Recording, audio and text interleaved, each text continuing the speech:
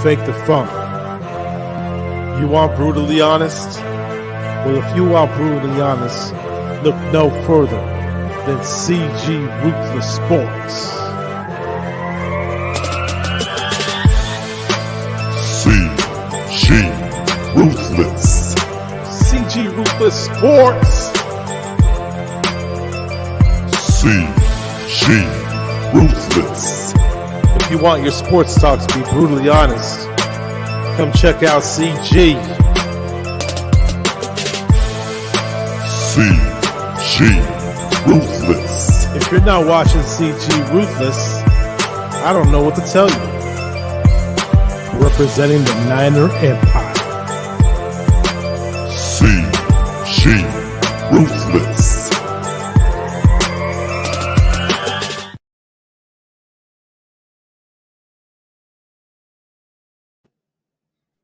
Ladies and gentlemen, please welcome the Cardinal Rule. What's up, dudes? Thanks for having me, man. It's good to be with you again, buddy. Yeah, another round two. Yeah. Came back for round two, man. This one's going to matter this time because you guys are looking pretty good this year. But as far as the audience who are not too familiar with you, where can they find you on social media? I've got the YouTube channel, The Cardinal Rule. That's the best place to go if you want. I'm on Twitter and Instagram. I use Twitter more than anything else. My link to Twitter is on my YouTube page. So the best thing to do is if you want to find me, subscribe to the channel, obviously, and then find my links there. And that'd be the best way to find me on social media. That's good, man. It's kind of like not that long ago we were collaborating when you came on the AZ channel. That's where I found you at. And then I guess Pale Time's thanking me because of the fact that he got to collaborate with you. Oh, and this is the guy I was referring to right here. Yeah, I know Maro's stuff. Right, hey, Maro, we've never done anything together, but I've been subscribed to Maro's channel for a while. He does some cool stuff. So what's up, man? And good to see Mark Jackson in the house. Mark's a subscriber for me, an AZ sports fan, and he's always there. And obviously Lennon Wolf is, Mr. Reliable. So these guys are always there. So it's good to see you all in the house. Thanks for being here. Yeah, Mr. Lennon, the ranch. I gave him the ranch because he's reliable. He's consistent. Morrow, I think he wanted to discuss like a collaboration tomorrow, but he didn't say Pacific time. But we'll probably get to that later on the details. Mm-hmm. But let's get on to the matchup. I mean, your team is really doing great, and the expectation was you guys weren't even supposed to be in that position. But what was your reaction when you guys started out the season 4-0? I thought we would start out 2-2.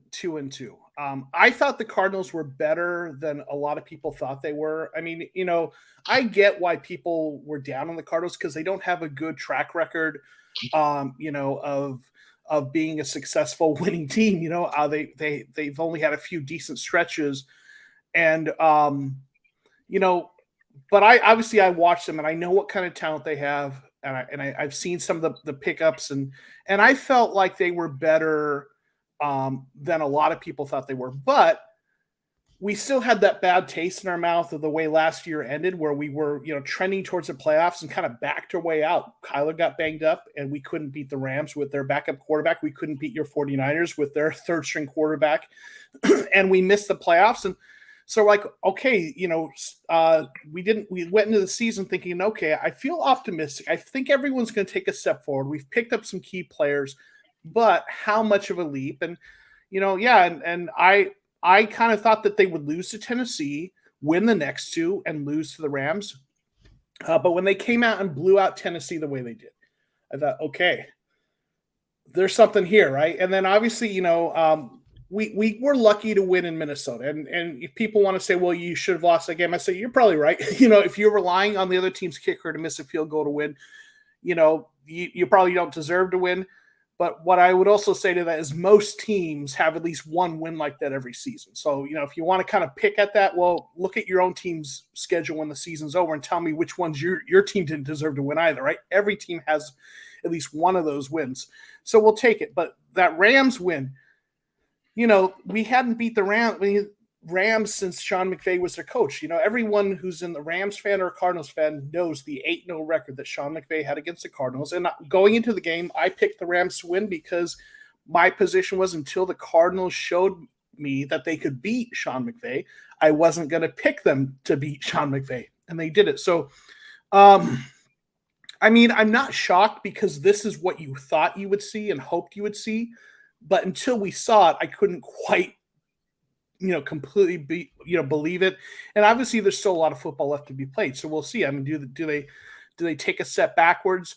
But I think there's some things that are different about this team this year. So I don't think that they'll lose some games, but I think they're for real. Obviously we'll see. Anything can happen, but it's very exciting to be a Cardinals fan right now. Well, it is. I mean, last year you guys had an opportunity to make the playoffs last year, but it came down to just one win. But now that you guys are starting out 4-0, it kind of caught me by surprise a little bit because, I would have thought the other way around, but unfortunately for my team, it's kind of been like we've won the first 2 games. It looked like it was favorable, and then we started struggling.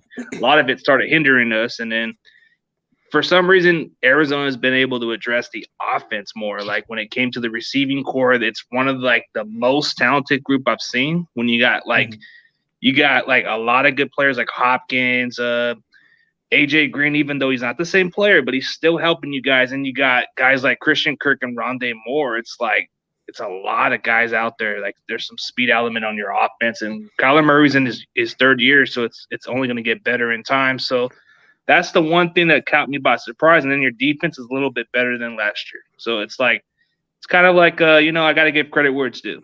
I kind of gave you guys a little hard time on the early of the season with AZ. Now I'm kind of getting on the – kind of going low key with you guys and say, you guys are good. I get it. Like you have to prove it, you have to show it, and this organization hasn't shown it until recently. So I get that. But once you start showing it, like they say, you got to put some respect on that name, right? And and people do seem to be kind of saying, okay, you know what, this team, we got to take him serious. But it was like as late as week 3, I listened to someone, I won't say who, on a national, sports commentator offhand refer to the Cardinals as, well, they're the worst team in that division. Just as though it were just a fact, like you would say, the sky's blue, right? And, that was after being 3-0, right?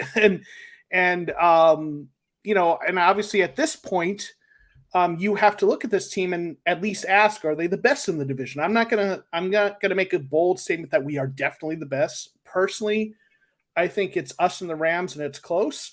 But you at least have to ask that question now, and you cannot just assume it's the worst team, right?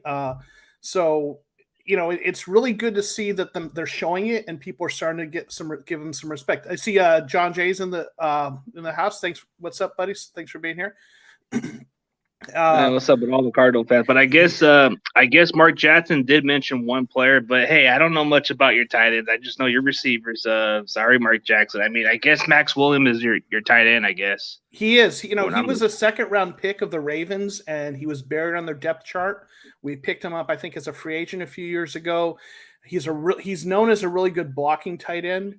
He's not he's not real fast, but he does have good hands. And he didn't catch a lot of balls for us in the past, but he was really solid as a blocker. And then when Dan Arnold left as a free agent, Max Williams ended up being kind of the guy, and he has been very good. I mean, so he reminds me of the guy who used to be with Minnesota, and his name escapes me now. He's with the Giants, but I had his name Kyle Rudolph. Kyle Rudolph. That's the kind of guy he reminds me of, like kind of a big target, red zone target, not necessarily speedy like a Darren Waller or or Kittle, but he almost reminds me of a poor man's Kyle Rudolph, and he's done a really good job for the Cardinals. And you talked about the receiving core, and I'll tell you, I think one of the biggest things that happened for this receiving core is adding JJ Green, but it's not just what JJ Green does; it's what he has allowed the rest of the receiving core to do. He's allowed people to kind of fall into their right spot. And what I mean by that is Christian Kirk was playing outside last year. He's a slot receiver at his heart, or that's what he's good at.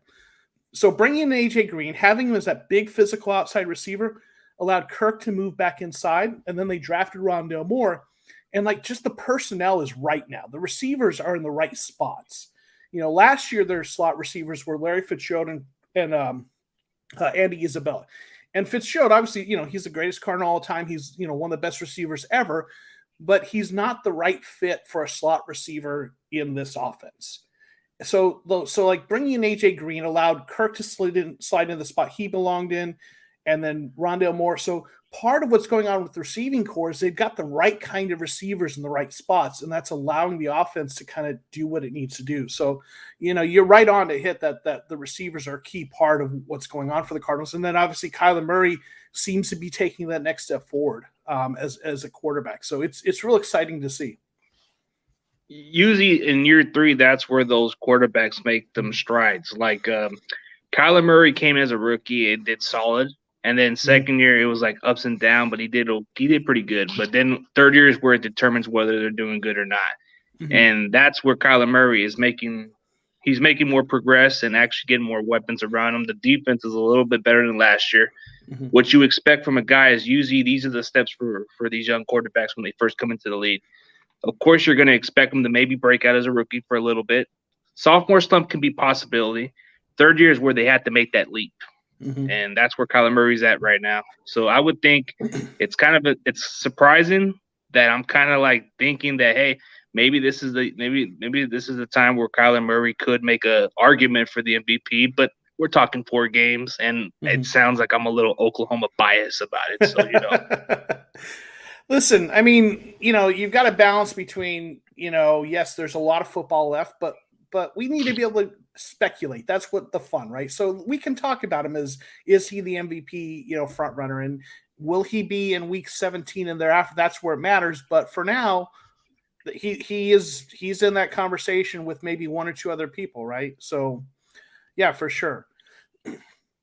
Yeah, because I mean, when you look at the guys that are in conversations, there's a lot of younger quarterbacks that's going to get some conversation. Like a guy like Josh Allen comes to mind. Mm-hmm. He's already made a leap in year 3. Now he's on year 4. Mm-hmm. So he's got a big contract. That's the one guy I'm intrigued by too, because he's not too far off from where I live at. And this guy, he's got a hell of a talent. But then when you look at other guys like Aaron Rodgers, who's been doing it for so many years, he's always in the conversation. But the one who doesn't get enough conversation over the years is Russell Wilson. So you look at that and you're thinking, why is this guy's not even conversation? It's kind of crazy. But then you look at guys like Patrick Mahomes. You look at a lot of those guys who got MVP consideration. And then you look at my boy Baker Mayfield. I mean, he may not be like the numbers guy, but he gets the job done. So it's like, oh man, this guy John Jay's giving me a hard time. Yeah, I mean, because I'm sorry, go ahead. Yeah. No, Russell, yeah. Like, what were you going to say, my bad? I was just saying, yeah, Russell Wilson, I mean, I think, he last year he was, for the first quarter, half of the season, the guy that they were talking about as the leading, front runner for MVP, but then he kind of, fell off a little bit.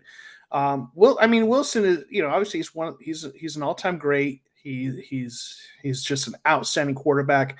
And there, when you argue who's the best quarterback in the division, it's Murray's taken a step forward, and what Murray's done is inserted himself into that conversation. But it's still, in my opinion, and I'm not trying to throw shade by omitting your guy, but it's a 3-man race right now between Stafford, Wilson, and Murray.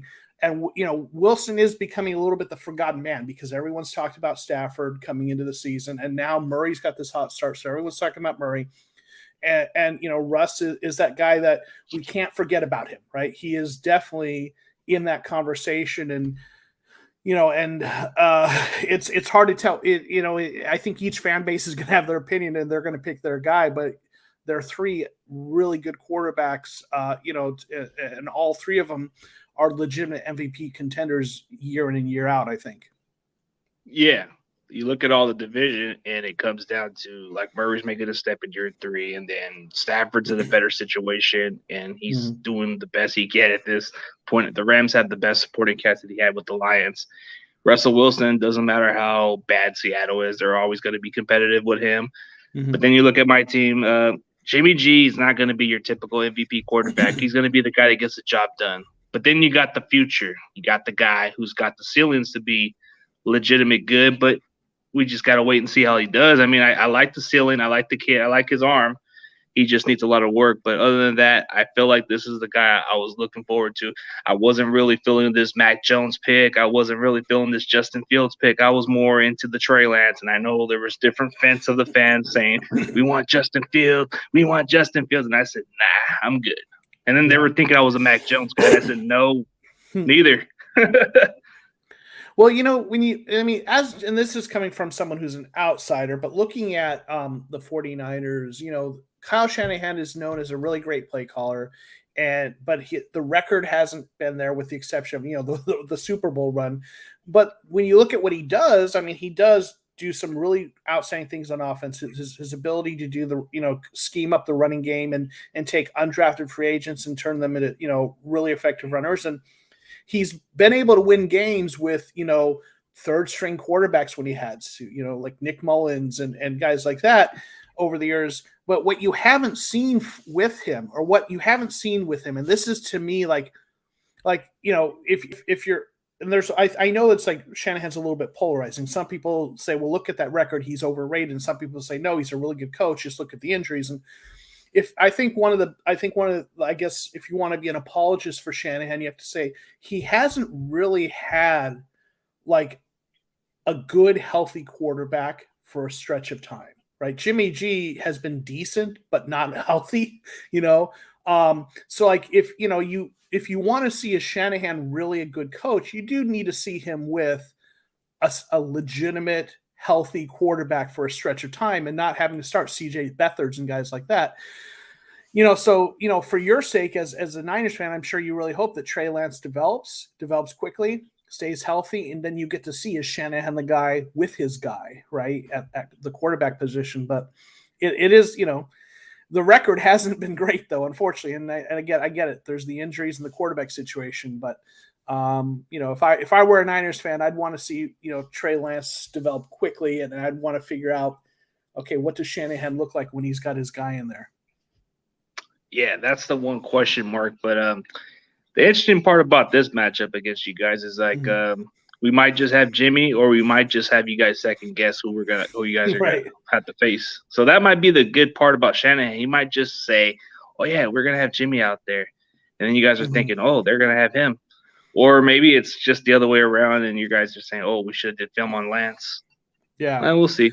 The defensive coordinator Vance Joseph is going to prepare both ways, probably. Oh, someone's good. The Cardinals do have experience practicing against mobile quarterbacks.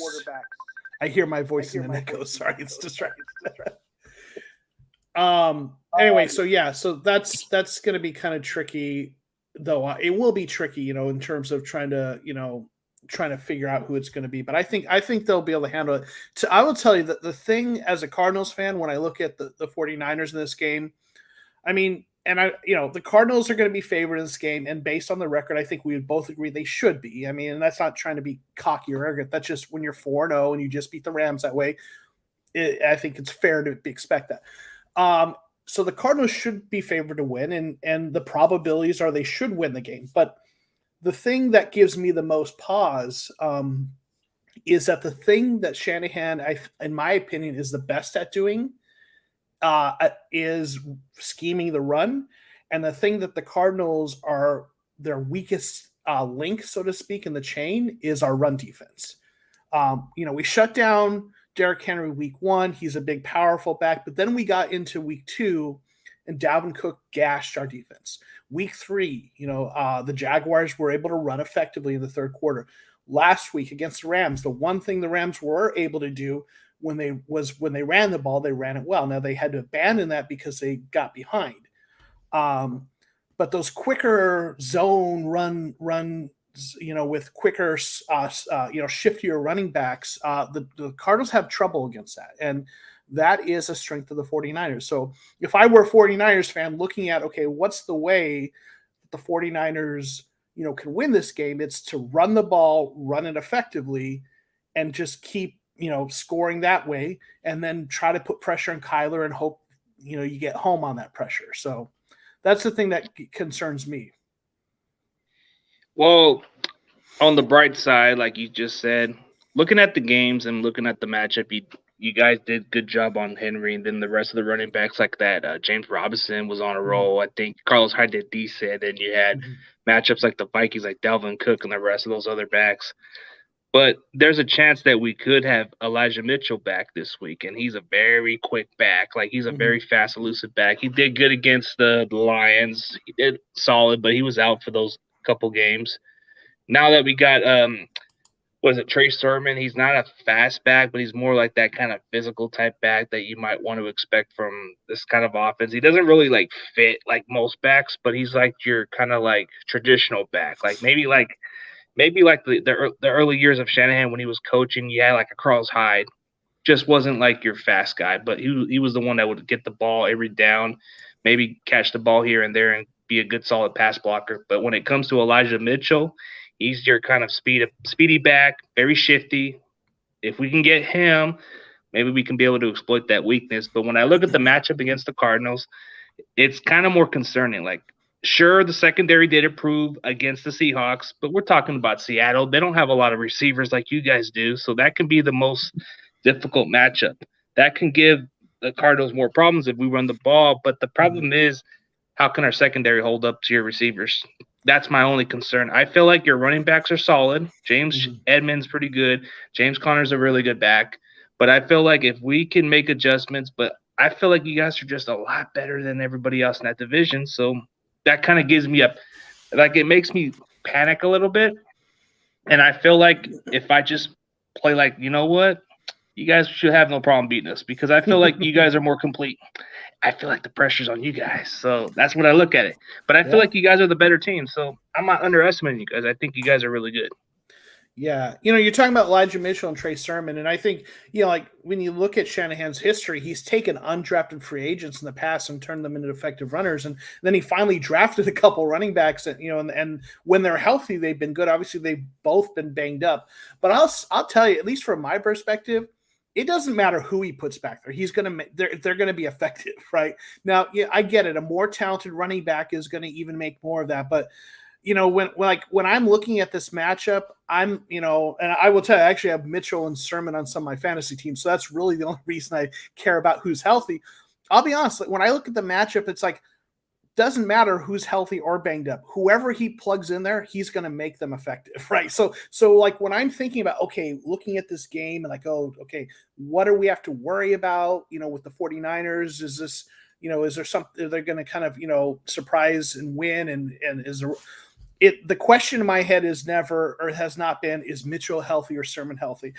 He'll pull a guy off the practice squad and they're going to run. And again, that's not meant to be disrespectful to Mitchell and Sermon. I think they're good players, but they're going to be effective running regardless of who he plugs in there because he does such a good job scheming that. But, you do bring up a good point that with the Cardinals receivers, and this is what every team has to deal with now. And I've been looking at the numbers. I'm kind of preparing for a video I'm going to work on. And when you look at it, like last year, if you take like the top, I don't know, like 6 or 7 receivers throughout the season, DeAndre Hopkins had like 30% of the targets. I mean, and then the rest was spread out a little bit. This year, like everyone is like in the 20s or teens. They've got like 6 or 7 guys that all have double digit in terms of target percent. They are spreading that ball around a lot. Right. And so what that means is you can't just shut down this offense by shutting down Hopkins. So the thing you're concerned about bears out in what the numbers are showing us, right? That the Cardinals are spreading out. You might be able to cover 1 or even 2 of these guys, but then Dan Arnold, or then Max Williams is getting a touchdown. And then, Rondale Moore is scoring a 77-yard touchdown. So that's the tough part, right? If you sure, okay, you can lock down Nuke Hopkins and AJ Green, but what are you going to do about Christian Kirk, right? So, and then Chase Edmonds is in the mix. He's a good receiving back. So, and then I think the scariest thing to me about the Cardinals offense is when the Cardinals get to the goal line, because when you get to like 3 yards out or whatever, Cardinals line up and you got James Conner.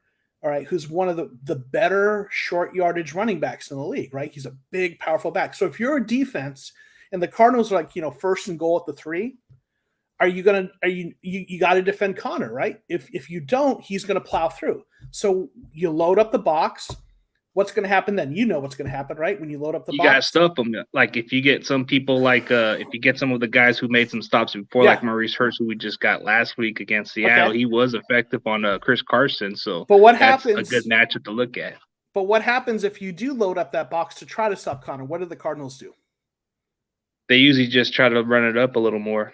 Well, no, they get Kyler Murray to bootleg it. Kyler just runs it in. Right. Runs it around. See what I'm saying? Like, but what happens if you try to spread out your defense to stop Kyler? James Conner, he has fewer men in the box, runs it up. You see what I'm saying? Like, that is really tough to defend because as a defense, you either have to commit to stopping Conner or he's going to plow in. And if you commit to stopping Conner, you have fewer defenders on the perimeter and Kyler Murray can run it, right? And then if they decide to throw it, if they decide to throw a wrench in it, they do what they did with AJ Green. They step back, throw a screen to AJ Green about 4 yards out, and he runs it in. They did that. They got a touchdown that way. So when you look at the Cardinals offense, as scary as it is with all those receivers and spreading it out, when they get to the goal line between James Conner as a power back who can, jam it down your throat, Kyler Murray, who is, can run it and make you look silly on the outside, and then a big receiver like AJ Green, that's one of the things I think when the season is over and we have a bigger sample size, the Cardinals are going to be one of the top teams in red zone offense because teams are going to have so much difficulty stopping all that.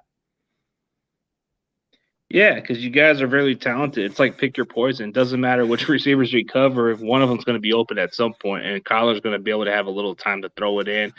And the one problem is you don't want to blitz on Kyler because he will definitely run over us or just go around us. So yeah, we had a problem with Russell Wilson.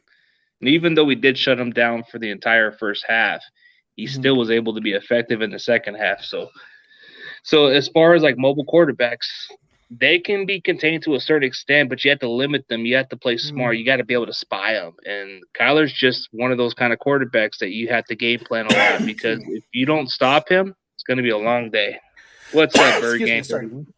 Yeah, well, and the thing that makes Russell Wilson so dangerous and that Kyler Murray has now developed, it looks like to be, is that, you try to stop the run, but Kyler or Russell will scramble and then find the open guy, right? And Kyler's showing that he can do that, right? He had some really great throws where he scrambled and hit Rondale Moore for some, for that 77-yard touchdown. And so Kyler is starting to do the thing that Russ has been doing for a decade. And that for defense, that's just, listen, we've both, as fans, been on the receiving end of those Russell Wilson scrambles and 3rd and 13 Russell Wilson scrambles. It's like, hey, we got him. No, he throws it 30 yards down the line and and then they get a first down or more. So that thing that Russell's been doing forever, Kyler's starting to do, and it's tough. And if you're a fan on the other side of that, it's infuriating, right? Yeah, it's very infuriating because Kyler does the same traits as exactly like Russell Wilson. If he scrambles, he's going to slide down, and mostly defense have a hard time to stop, and that leads to a penalty. That's the one smart part about these quarterbacks. Yeah. And I will say, like, what Kyler's really good at that people, unless you watch him, like people say, oh, he's going to get hit and hurt and stuff. And, he did get banged up last season, but Kyler's really good at avoiding contact. He does the baseball slide. He gets out of bounds quick. He gets hit a little bit, but not as much as you'd think. But so let me ask you a question. Like, with the where things are at, kind of resetting expectations now that we're 4 games in and you see kind of where the 49ers strengths and weaknesses are at. What do you expect for the 49ers, like in terms of record this season? Where do you think they're going to end up? That's a good question. I know it's 2 games. 2 wins and 2 losses, and it's 4 games. The way it's looking like, if we can make adjustments and be able to improve a lot better on offense, I think we have a chance to maybe make a wild card, but I don't expect it because it has to depend on the offense because lately the defense was an issue beginning. Now it's kind of improving a lot better. When you saw the game against the Seattle Seahawks, they didn't give up a lot of yards, but the offense just hasn't been really consistent until we actually played Trey Lance, and then Trey Lance gave us a little spark. But the one question that I look at my team is like, if our offense can start gelling, then I think we'll be good. But it's like kind of like inconsistent. So I don't know what the expectation would be. I know it's too soon to say, but if it keeps getting worse, then probably just the same way like we did last year without the injuries. There's a difference. So I mean, if you had to venture a guess today at how many wins you end up with, and I get it, there's so many things that can happen, but just based on what you've seen and how they're playing and with who they're going to match up against, if you had to just venture a guess now, how many wins do you think?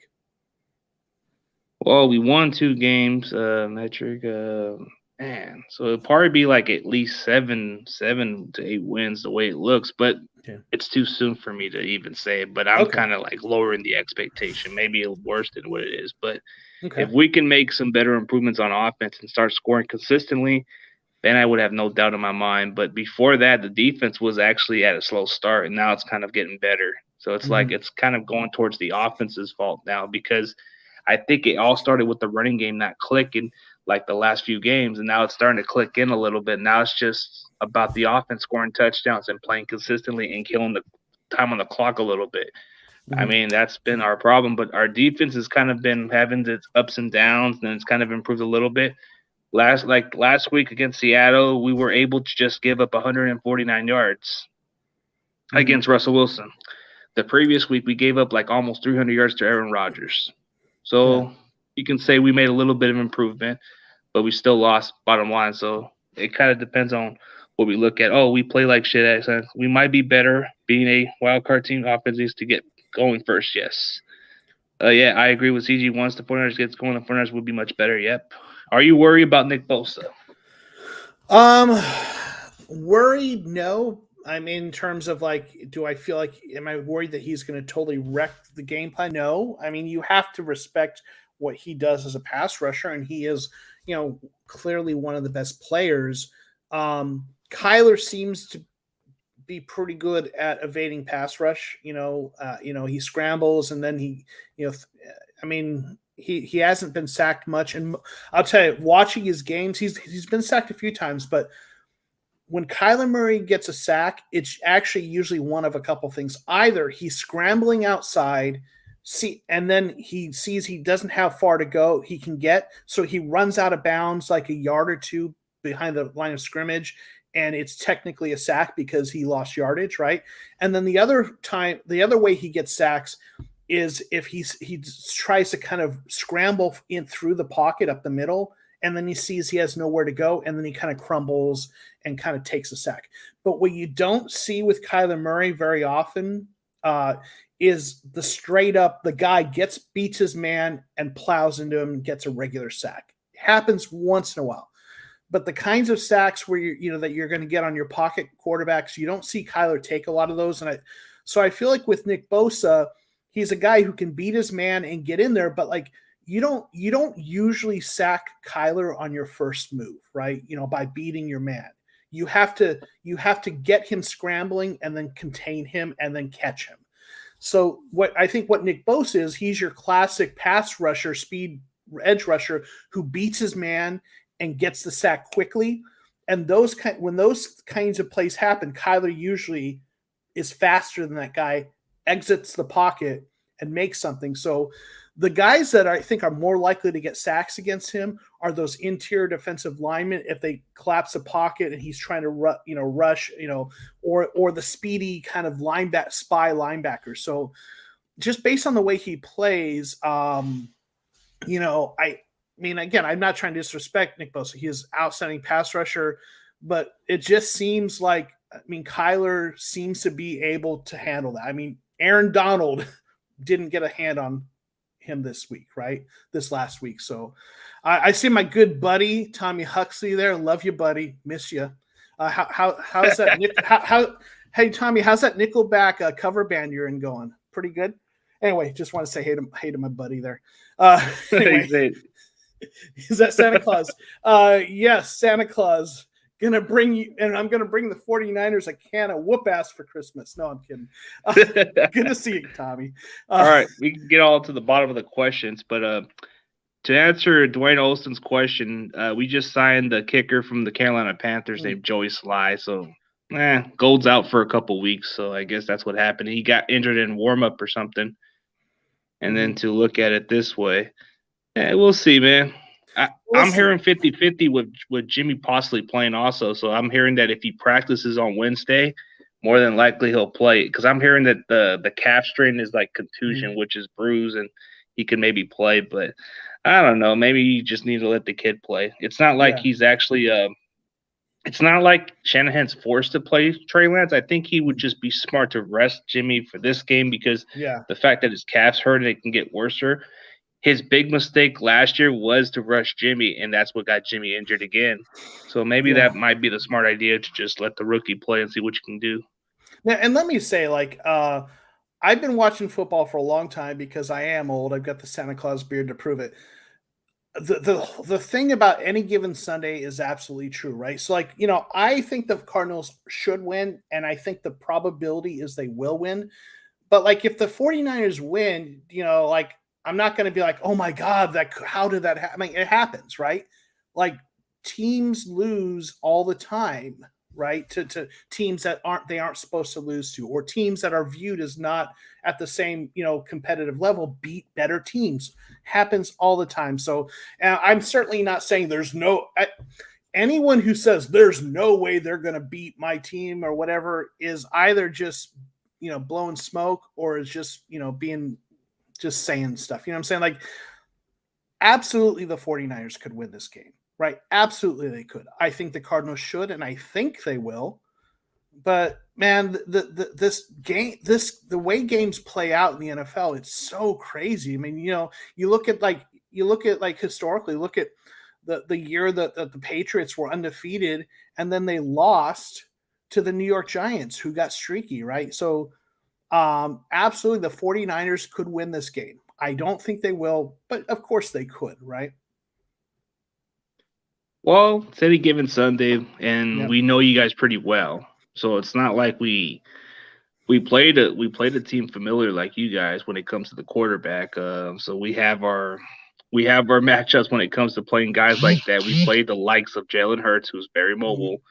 Russell Wilson kind of pretty much brings a similar style like Kyler Murray does, and it's week to week. And I think the only difference when it comes down to it, we did play a really solid defense like the Eagles had. The Eagles were really good when it comes to their defensive line, but then when you look at the Cardinals, they really got a really stacked defense, so it can be really challenging. And those are just matchups that you look at. Like Arizona will give you problems because the quarterback's mobile and he's got a lot of weapons, and the offensive line is not as bad last year, so the running game is going to be a lot better. So that's going to present a really challenging part. Is Chase Edmonds is like your speedy back. He's a good open field receiver, but James Conner is like he's just a physical type back, not fast, but when you put him in the goal line, like you said, he could be a good red zone threat. So that's what makes him so interesting. Connor is surprisingly good as a receiver. He's a better receiving back than people realize. In fact, he had a really nice one-handed catch against Jacksonville, but he caught quite a few balls when he was in Pittsburgh. So yeah, I mean, so that's just even another guy who can catch the ball for him. But yeah. So who gets fired if you guys don't make the playoffs? Does someone get fired? Coach, GM, both? I think it's gonna have to come down to the GM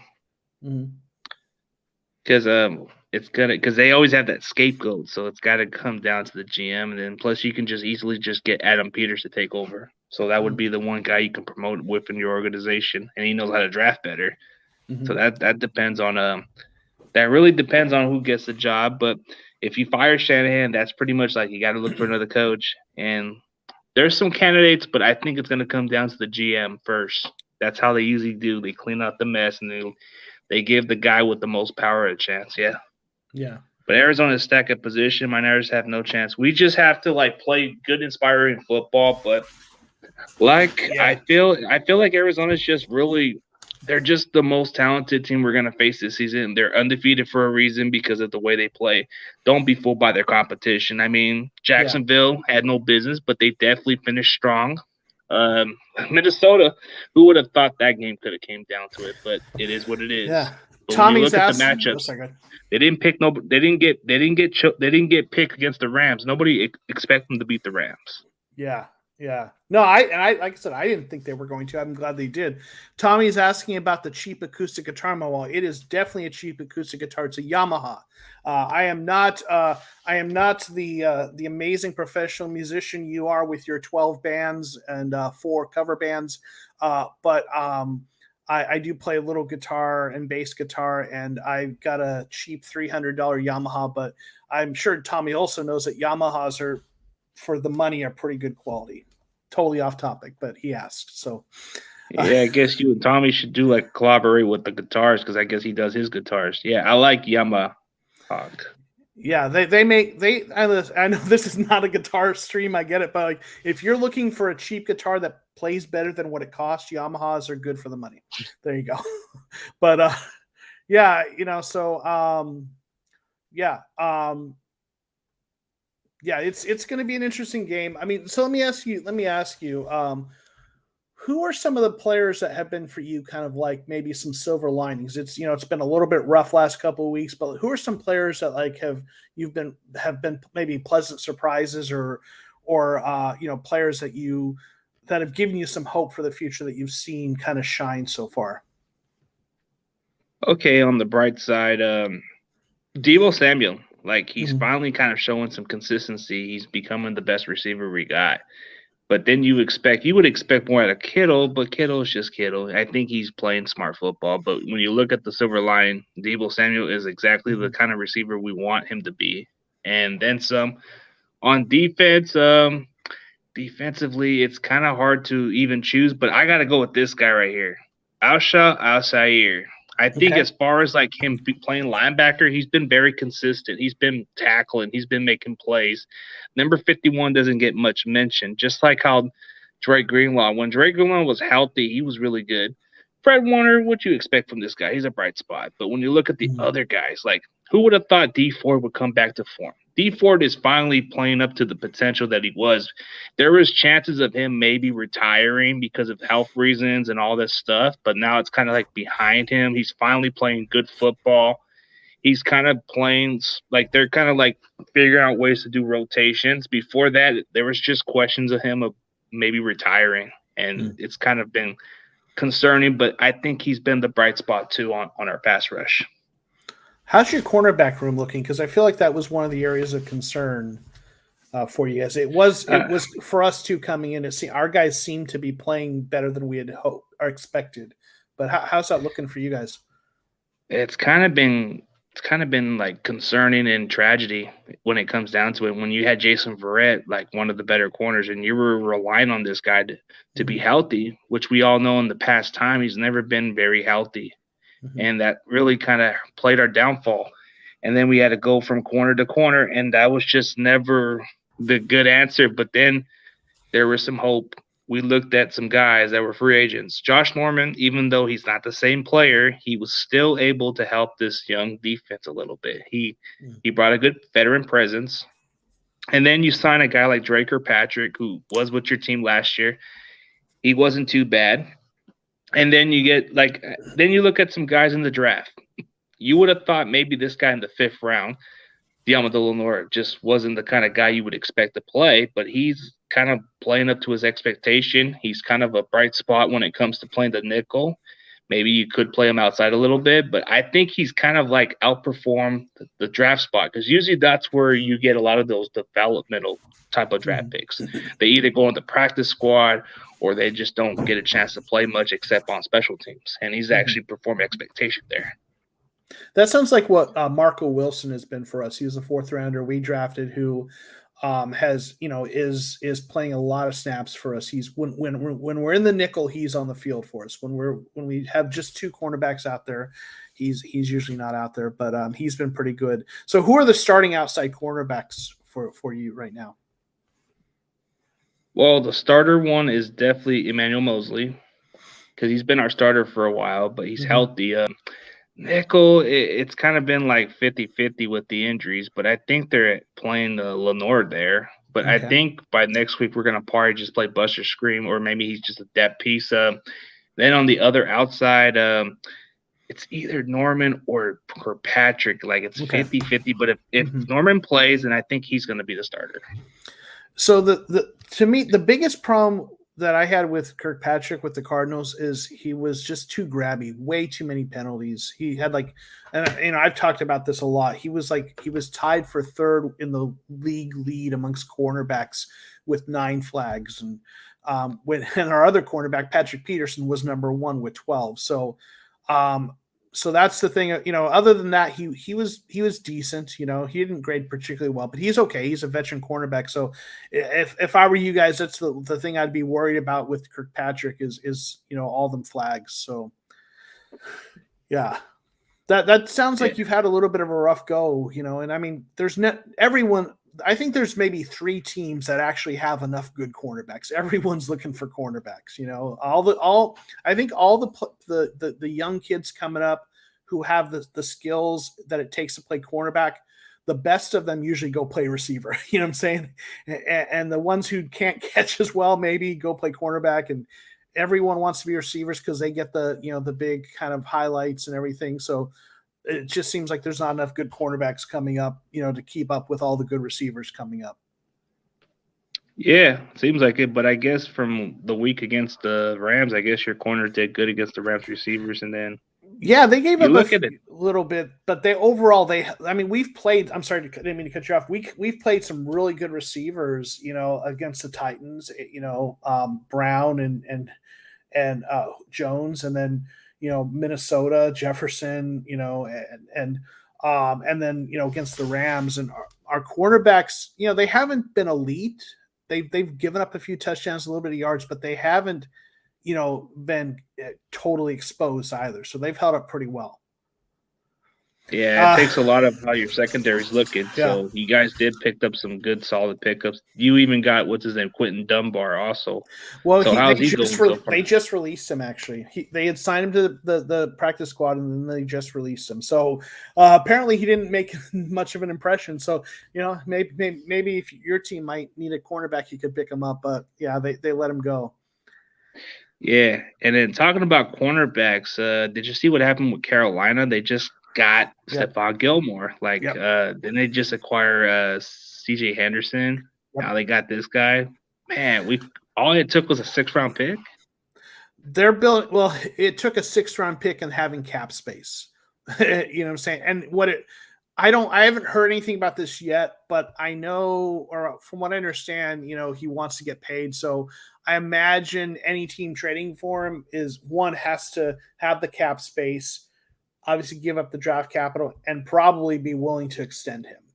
A lot of Cardinals fans are really annoyed or upset that the Cardinals, they're seeing all it took was a 6th-round pick. Why didn't we trade for him? And a lot of Cardinals fans wanted him. Going back into the preseason, there were a lot of Cardinals fans who wanted the team to trade their 1st-round pick for Gilmore. So now that they hear that Carolina was able to get him for a 6th-round pick, a lot of Cardinals fans are really kind of pitchforks and torches, Steve Keim, why didn't you? All it took was a 6th-rounder. Why didn't you grab him? So I don't, obviously we don't know what happened behind the scenes and on the phones with that, but yeah, that seems like they got a steal 6th-round pick for him. And Carolina's built. I know they got kind of beat up this last week, but Carolina is building a really good defense down there and has a really good defensive scheme. So that just makes them that much better, right? And yeah, Mark's saying Cards don't have the cap, and that's kind of my thought. Is what the Cardinals I don't think have the cap space to kind of make that work, and I think that's kind of why, right? So yeah.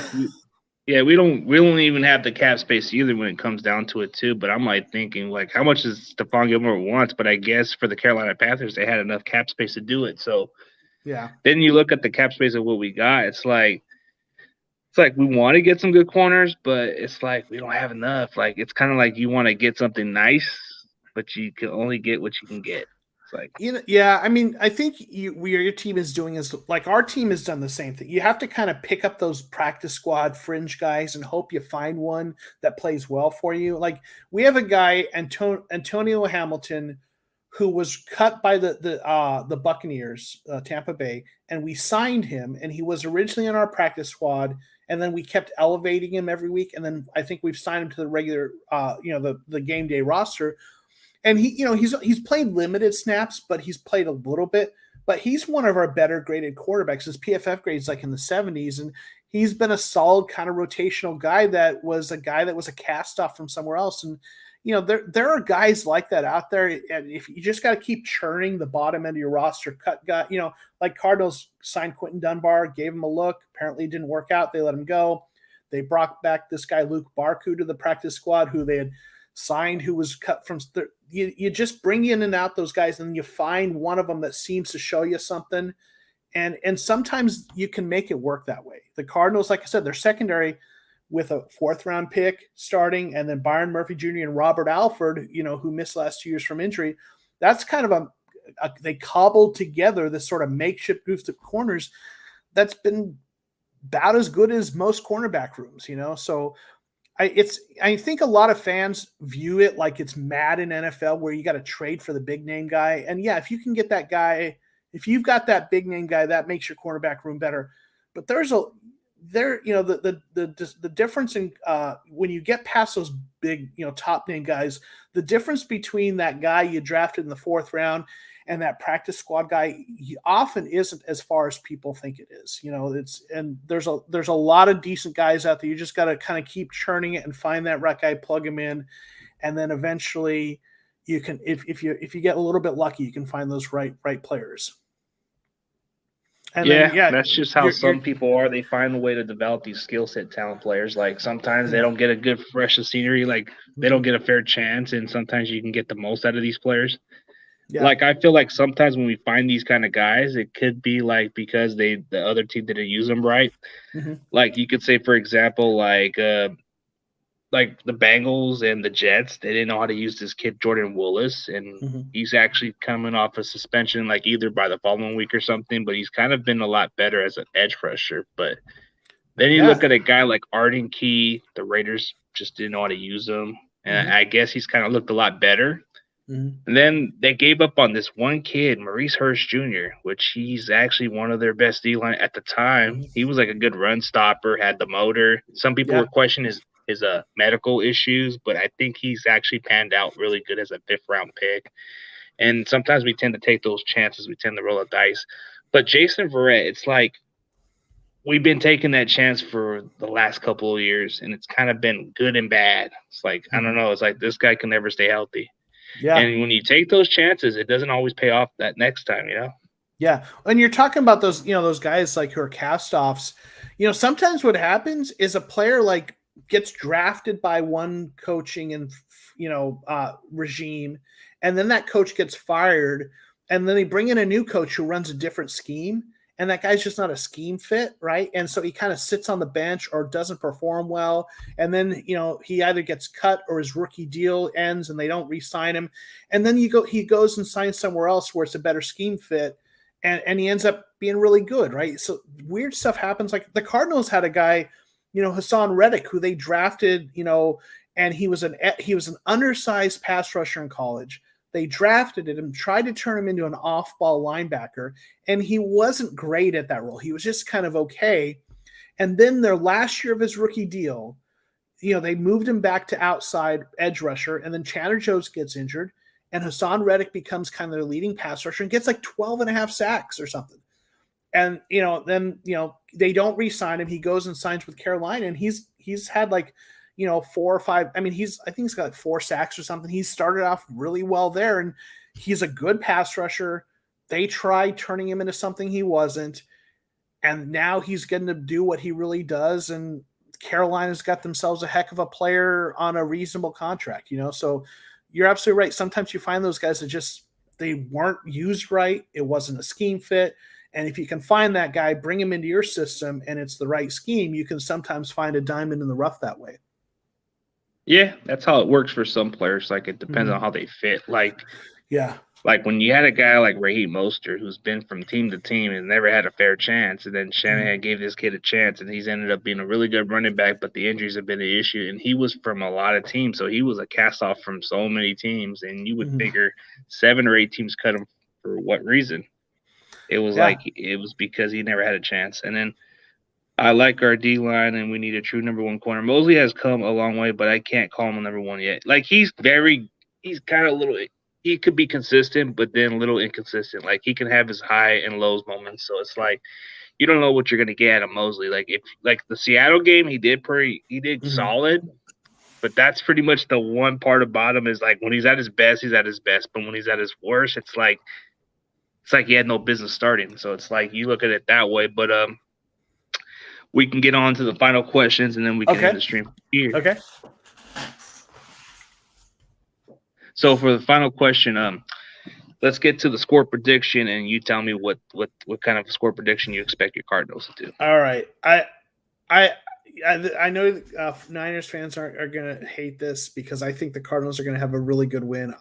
My score prediction is 34-17. I think that this offense has scored 30 points or more every game, including against the Rams, who have a really good defense. And I think they're going to continue doing that. And, the Vikings were the only team that really put up many points on us. They put up 30 something and, they had a good game plan. But the Cardinals defense, you said earlier, they've been good. They haven't been elite, but they've been good.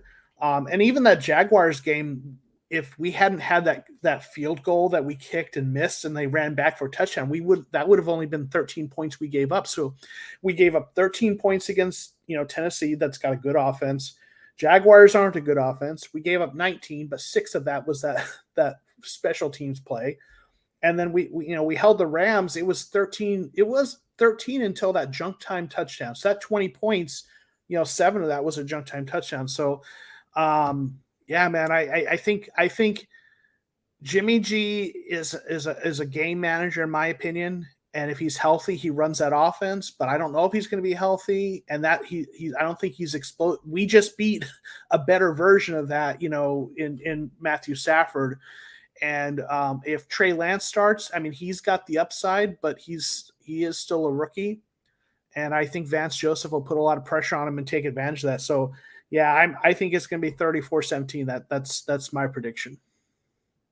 Yeah, fair enough. Like, I can see how it goes. I mean, the expectation of this game, I see it like, guess I'll just go in your same lane. It could be like that score. Like, I could see it like a 35-17. Like, I just don't see much of our defense stepping up against your guys' receivers. Like, I think your receivers are going to be able to put on some good numbers.